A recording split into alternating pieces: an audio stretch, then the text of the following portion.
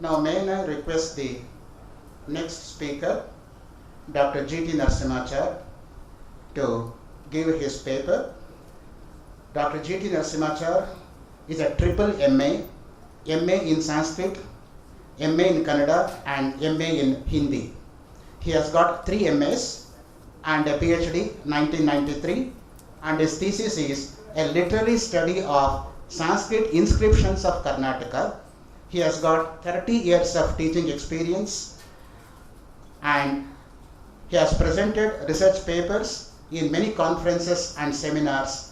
He knows many languages, and he is propagating Dravida Veda also, because in the entire 1 month he chants the Dravida Veda for Tamil knowing people. That shows how he is a polyglot. He is not restricting himself to 1 or 2 languages. Let all languages come to me. Ano bhadra kratavoyanta vishvato dabda so aparita sa udbidaha. Rigvedic statement. With these few words, may I now request Dr. G.T. Narasimhachar to present his paper, please. Over to Dr. GTN. Good morning to one and all. In one of the today's Kannada Daily, under the today's engagements, my paper is announced as Priya Puranam. Instead of Periya Puranam, it is printed as Priya Puranam. So it is a welcome mistake. So it is Priya also and Periya also. Yesterday, Shri Madhu Pandit Das spoke that we are standing under the lotus feet of Lord Krishna, because above there is sanctum sanctorum of Lord Krishna. So Krishna is a lord of dance, Navanita Natya Pandita. So also Lord Shiva is Natya Raja. So under the lotus feet of Lord Krishna, I am going to talk about Lord Nataraja, Lord Shiva.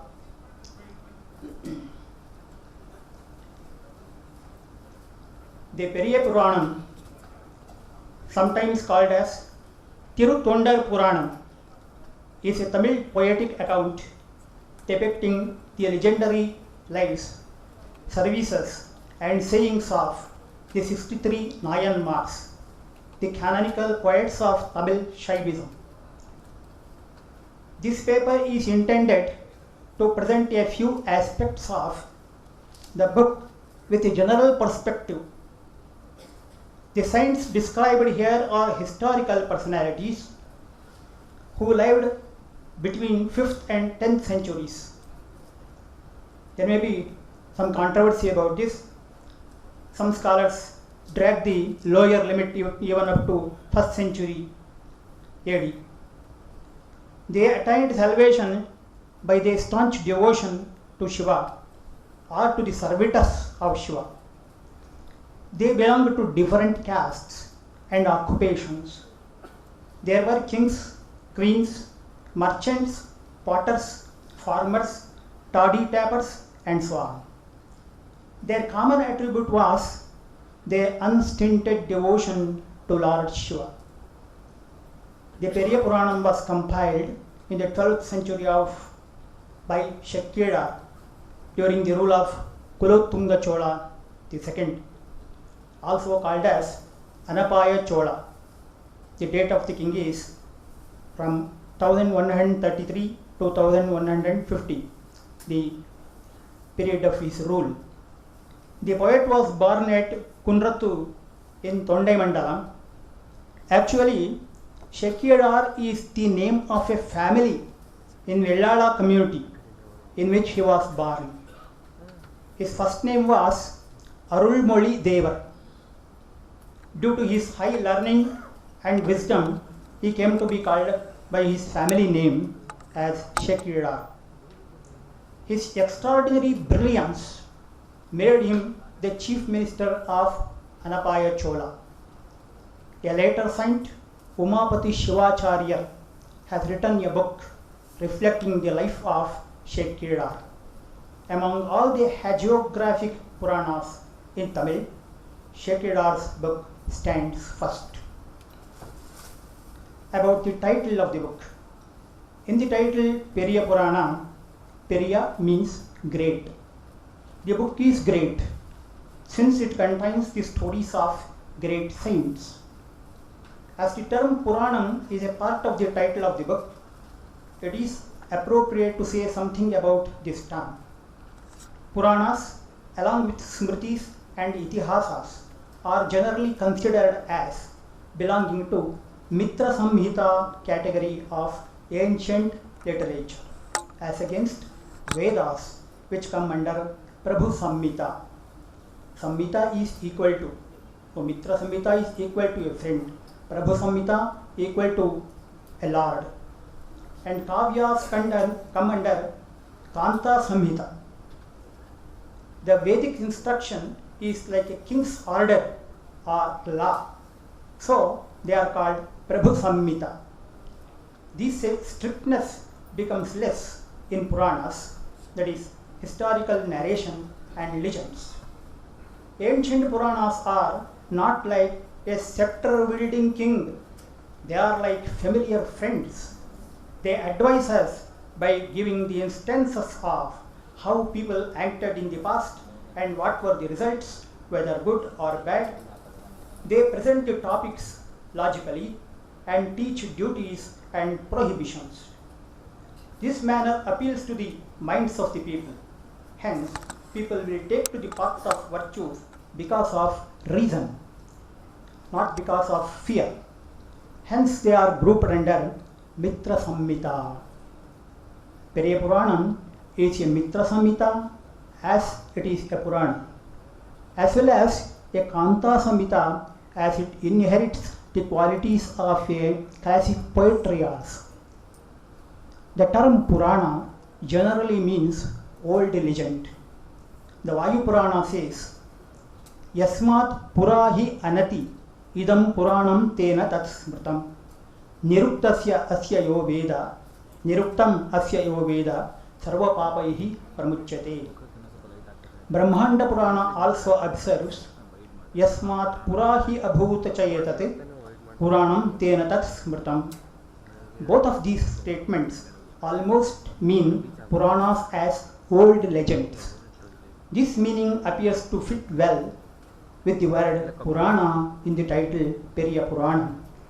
Thus, Periya Puranam means a great account of great Shaiva saints. The word Puranam is not found either in the Tamil Nighantu or in ancient Tamil texts. The very first reference to Puranam has been made in the Tiruvachakam of Manikkavachakar in 10th century. In this book, only the invocatory section consisting of about 95 lines has been named as Shiva Puranam. Periya Puranam is the first Tamil Puranam in whole. In later period, some other books called as Purana were written, among them Thiruvilayadal Puranam of Paranjoti Munivar, also known as Sokkanatha Swami, Kanda Puranam of Kachiyappa Shivacharya, Tirumurai Kanda Puranam of Umapati Shivacharya are notable. The source and inspiration for the Periya Puranam. Any great book cannot be produced by an ordinary man and in ordinary context. Similarly, there is an interesting story behind the production of Periya Puranam also. The author Shekidar was the chief minister in the court of the Chola king Kulothunga Chola II. The king was a staunch devotee of Lord Shiva, particularly of Lord Nataraja of Chidambaram. In those days, Jainism in Tamil Nadu was not very strong, but still the Jain literature in Tamil was capable of changing the religious attitude of persons. This is what happened in the life of the Chola king also. As a matter of fact, the 5 chief epic poems in Tamil, grouped as Aimberum Kavyam, as we have Panchamaha Kavya in Sanskrit literature, in Tamil literature also, 5 Kavyas are grouped as Aimberum Kavyam, are all written, all these 5 Kavyas in Tamil are written either by a Buddhist or by a Jaina poet. The book Jivaka Chintamani of the Jain poet Tiruttakka Deva is one such poem which played a role in the life of the king Kulottunga Chola. Jivaka Chintamani is a Tamil kavya.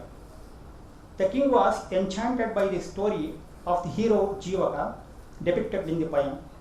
In the story, the hero Jivaka marries many damsels and regains kingship over his father's lost kingdom. In the end, he realizes the temporary nature of positions, renounces kingship, and finally attains nirvana by prolonged austerity.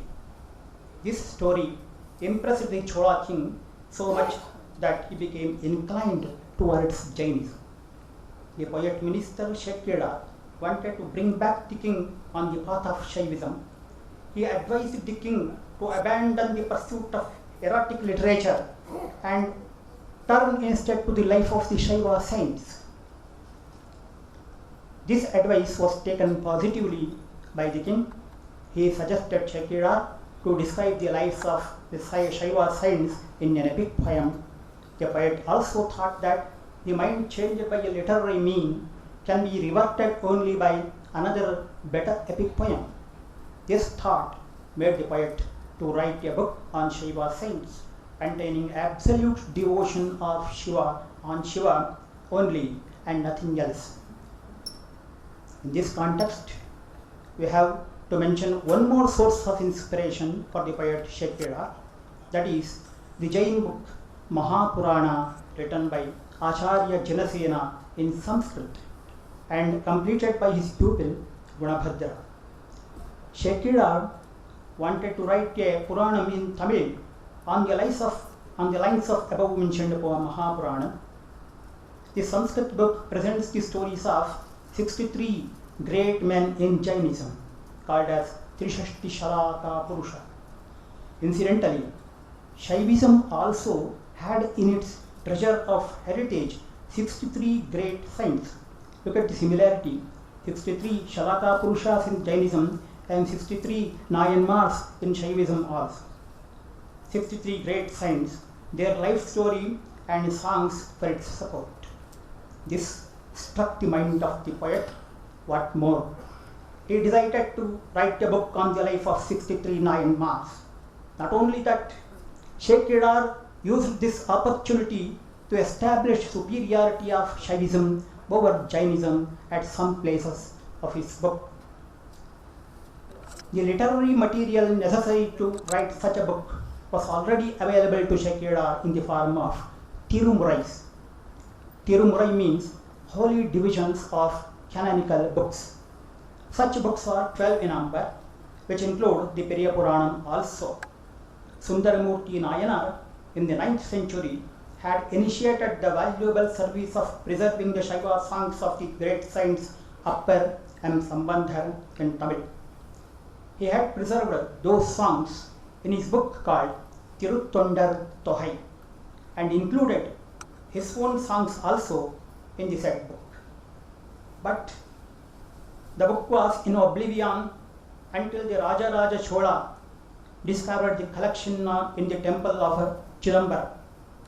At the king's advice, the scholar Nambi Andar Nambi, during the 11th century, re-edited the collection of Sundarar and compiled the first 7 volumes which contain the songs of the trio Appar, Sambandhar and Sundar.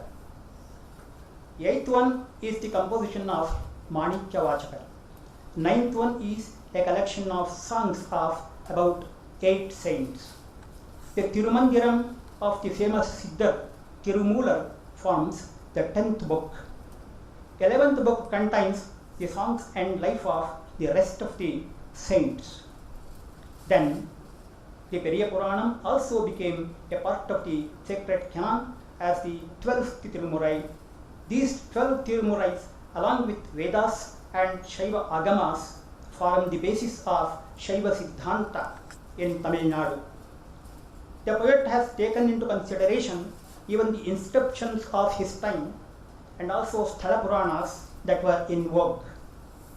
He should have travelled to birthplaces of the Nayanmars and to the holy places visited by them, and should have got first-hand experience of the scenic beauty of the places and should have collected information about the signs from the elderly people. He has made use of these data in his book. He pays special tribute to Sambandhar or Nambi Arura for his academic service in preserving the Thevaram songs in the book Tirutondar Tohai. Glory of the Periya Puranam is as follows. God's grace was also showered on the poet Shekidar, as Lord Shiva himself provided the first foot of the poem. The first line of the poem was pronounced by Lord Shiva himself. The book commences with the first foot of the first verse, Ulahelam Unarundu Odarkariyavan, which is said to be the divine voice reproduced by the poet. Shekidar poetic power earned him the title Uttama Chola Pulavar. Later, he was glorified to such an extent that he was also reckoned as a Nayanmar. Shekidar himself was also counted as a Nayanmar, raising the list of Nayanmars to 64 from the earlier 63. At some temples, his idol was also installed beside those of 63 popular saints. Further, a temple exclusively for Shekidar and his patron king Anapaya Chola was built in Kundrattu, the birthplace of the farmer. Though there were earlier hagiographies of the Shaiva saints, Periya Puranam occupied a special place in Tamil literature of Chola period because of its highest order of the literary style. It is considered as one of the masterpieces of the Tamil literature. The poet Shekidar, however, names his book as Tondara Puranam, Tirutondara Puranam. He himself names it as Tirutondara Puranam. Engidan Namam Kurin, Shindayul Sharndi Nindra, Pongia Irula Yenai, Purayirul Pokkuhindra, Shangadiravan Pol Nikkum Tirutondara Puranam Enbam. It was named Periya Purana by the later writer Umapati Shivacharya, who wrote a book called Shekidar Nayanar Purana. He himself became a subject for a work of Purana in the later period, glorifying Shekidar in 13th century. In the later period, the name Periya Puranam itself became popular than the name given by the poet. The name Tirutondara Puranam went backside and Periya Puranam became famous. The title Periya Puranam became famous. Periya Puranam book is divided into two broad sections called Kanda. Each Kanda is divided into cantos called Charukam, which is Sarga in Tamil, Sanskrita books. So same is pronounced as Charukam in Tamil literature. Totally there are 13 cantos from two sections. Total number of verses is 4,286. About Sundarar, a special mentioning is to be made here. Though there are 63 signs dealt with in the book, the poet seems to give more importance to Alala Sundarar, also known as Nambi Arura. This particular saint is described as the greatest devotee of Lord Shiva in Kailasa. The first canto, Tirumalai Charukam, describes him as having descended from Kailasa to uplift the world and to free it from sins. Vediyar Kulathul Tondri, Teethahandru Ulaham Uya Tiru Avataram Shaidar. That is the statement about the descent of Sundarar to the earth. He lived for a very short period of 18 years, only 18 years. The last canto, Vellanai Churukam, last canto of the book Tirutondara Puranam, that is named as Vellani Charukam. This section describes his ascension to Kailasa after doing his service to the mankind. Besides, his association with other two Nayanmars, namely Iyarkon Kalikamar and Kadalattarivar Nayanar, are brought out in the middle of the work. One is in 6th canto, the other one is in 7th canto. Thus, Sundarar is present in the beginning, in the middle, and in the end of the book. Surprisingly, he has a lesser number of songs sung by him compared to Appa and Sambandha. The birthplace of Sundara is described in detail than any other saint. About 1/5 of the verses is devoted to sketch the life of Sundara in detail. He lived on the earth for only 18 years, but a marvelous life indeed. Shekkidar gratefully acknowledges both in the beginning and in the end for having the book of Sundara entitled Tiruttondara Tohai as a source for his book. All these points justify that Nambi Arurar or Sundaramurti Nayanar has been offered a special reverence by the poet. The essence of this book is devotion, bhakti rasa. So pure love or devotion to the God, and also devotion and tolerance towards the servants of the Lord is the chief qualification needed for seeker of salvation. It must be total love. It must be total love. Such love allows anyone to the realm of mukti irrespective of birth in any caste. The saints dealt with in Periya Puranam did their occupations not only as a means of livelihood but also as a means of service to the God and also to the servants of the God. For example, the potter Tirunilakantha Koyavanar. There are two Tirunilakantha's coming in this Nayanmar's list.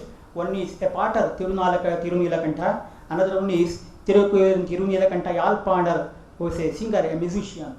So Tirunilakantha Koyavanar, the potter, besides making pots and pans, he made alms bowls also to the devotees.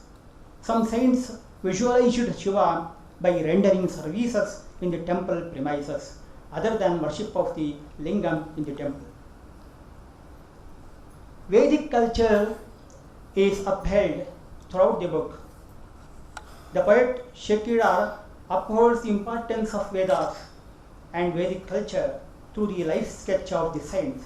Hundreds of such references are available throughout the text. In Tirujnana Sambandha's chronicle, the god bestowed upon Shivapada Hridayar a son who would destroy alien religions and re-establish Vedic religion. Veda is extolled in many times in the book. To mention a few, Marai is text with hidden meaning. Then Maamarai, great Vedas, Menmai Non-Marai, noble Vedas, and Andanar Arumarai, sacred Vedas of the Brahmins, Tumarai, pure Vedas, Mundai Marai, ancient Vedas, Meimori, truthful text, and so on. Elsewhere, Vedas are described as Yadudada Marai. It is only Shruti, no? So Yadudada Marai, meaning sacred text not committed to writing. And Yellayellada Marai, endless Vedas. Shiva is called Veda Karanar. Lord Shiva himself is called as Veda Karanar, one who created Vedas, and also Vedian, Marayavan, and Vedanavan. Sambandhar was born for the full growth of the Vedic tradition with all its branches. Veda Neri Tadaitu Vonga. Veda Neri Tadaitu Vonga. That is the purpose of the birth of Sambandhar. In the description of villages, the poet draws heavily from the Vedic tradition. Even nature is described as filled with Vedic sounds and sacrifices. The poet comes with full faith while giving such statements. Then asceticism. The asceticism described in the Periya Puranam does not take external signs into consideration. It does not need renunciation of the family. One need not renounce the family or homes and occupations. Ascetics depicted here renounced their, what did they renounce? They renounced their evil feelings like anger, passion, pride, desire, attachment to pleasures and the like. They were far away from the evil conducts like theft, hurting others, and so on. They practiced non-violence, truthfulness, and austerity. They were ascetics in thought, speech, and action. Shekkidar gives the caricature of these ascetics as follows. Perumayal tamme oppar, Penanal emme petrar, Oromayal ulehe velvar, Onamel onnum yellar, Arumayam nilayil nindrar, அந்தினால் இன்பம் ஆர்வார் இருமயம் கடந்து நின்று இவரினி அடைவாய் என்று. These servants of God are great comparable only to themselves. By sheer service they win over us. They are capable of winning the world with their uniqueness. They are harmless. They attain impossible status in life. They seek happiness through for others. They have got rid of the influence of spiritual ignorance. May you follow them and get their grace. Sanatana Dharma is not restricted to any caste or province or to any language or creed. It is universal. Anyone can follow this Dharma.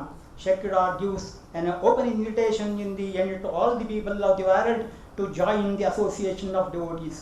Those who belong to other provinces ruled by kings of Chola, Chera and Pandya outside Tamil speaking regions can also become servants of the God by seeking shelter at the feet of Lord Shiva. The poet includes such people under the category Appalum Adisharndar. There is a separate section itself, Appalum Adisharndar, to announce this.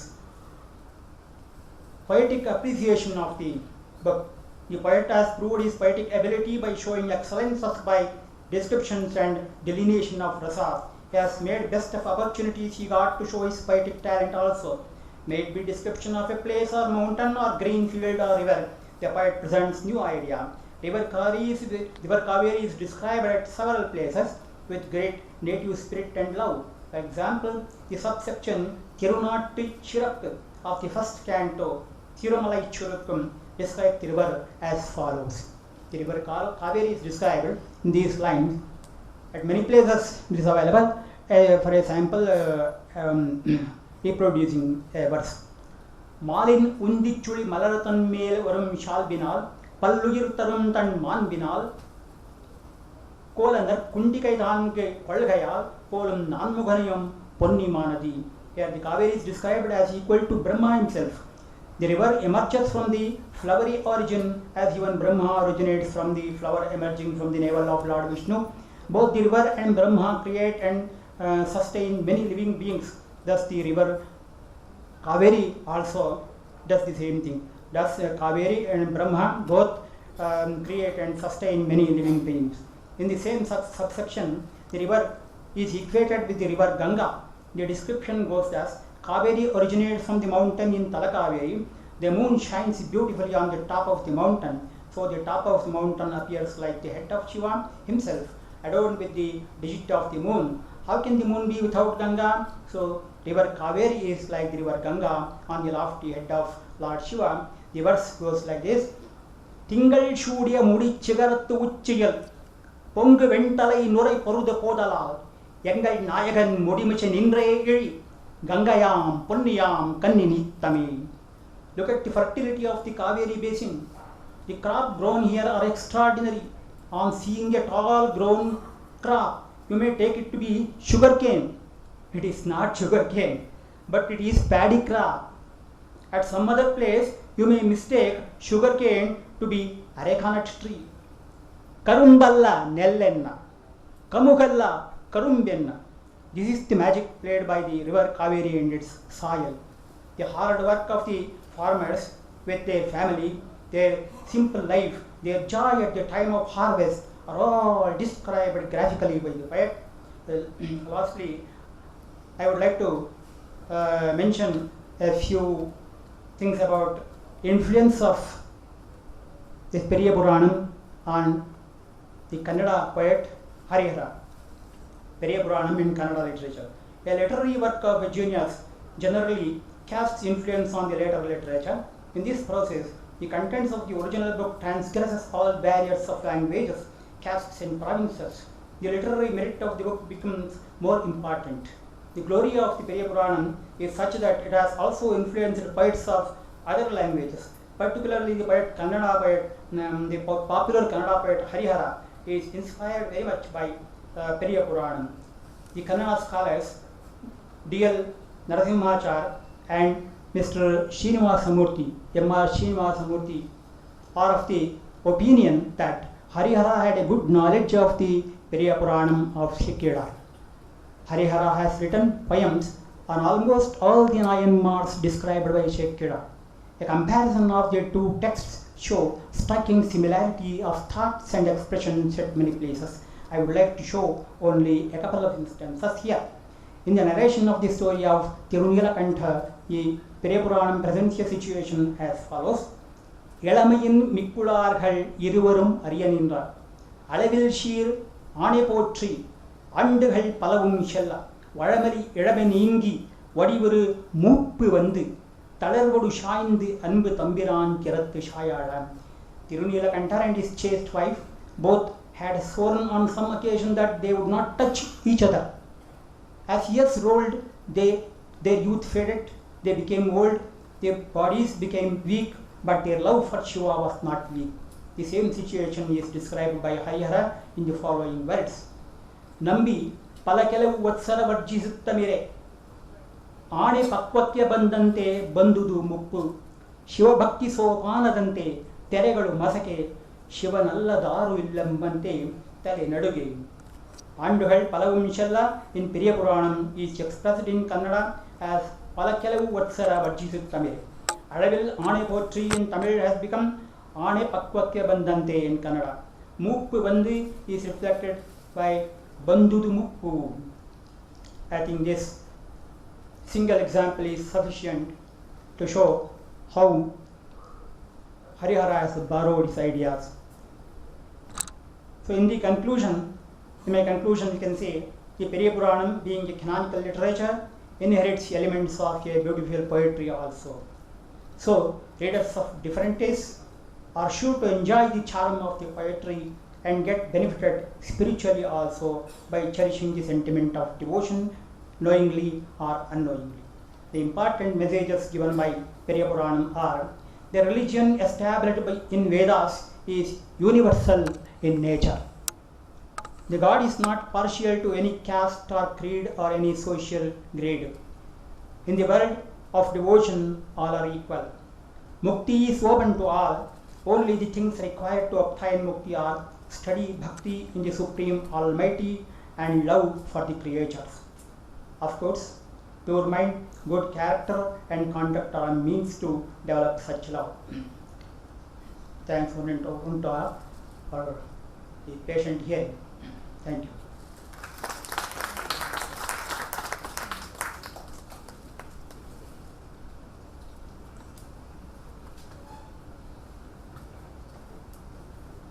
Well, so far we have heard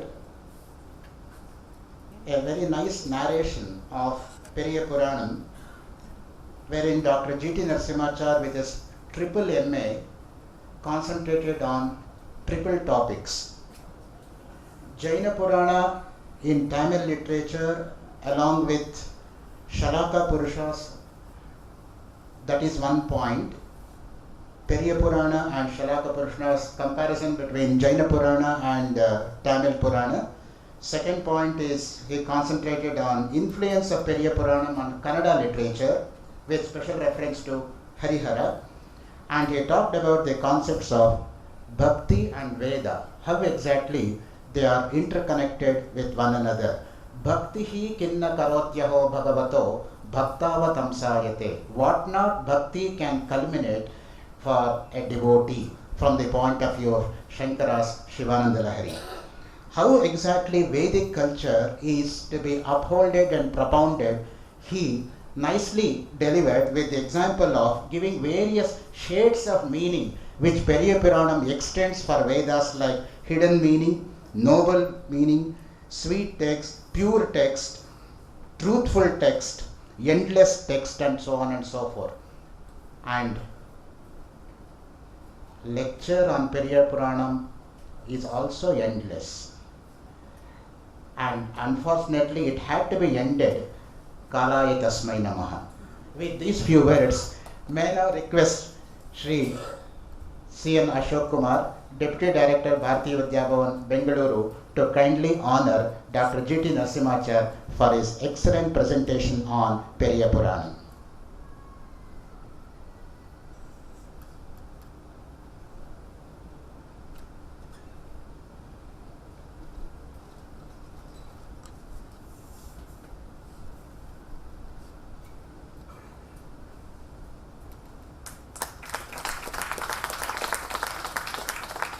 we crave the indulgence of the speaker because we did not give him sufficient time to give the total lecture. Anyway, that will be printed when it gets into the book form.